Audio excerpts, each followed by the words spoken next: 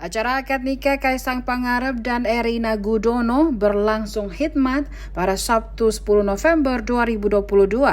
Dalam acara tersebut, sosok Master of Ceremony atau MC akad nikah menjadi perhatian. Sosok pembawa acara tersebut bernama Wigung Ratsangko. Siapa sangka ternyata dirinya merupakan pembawa acara kenabaan khusus pengantin tradisional Jawa. Dia juga kerap dipercaya membawakan acara pernikahan keluarga Keraton Yogyakarta dan para pejabat negara.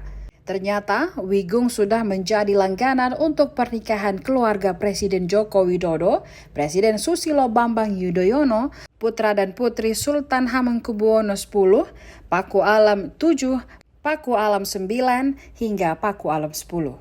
Dikutip dari laman Pengantin Production, Wigung merupakan lulusan Fakultas Kedokteran UGM.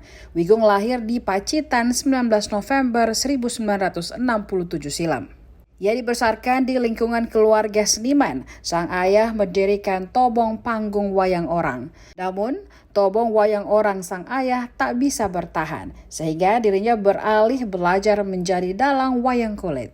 Pada tahun 1986, ketika mendapatkan kesempatan menjadi dalang, Wigung kemudian dipaksa untuk menjadi Master of Ceremony pernikahan sang guru.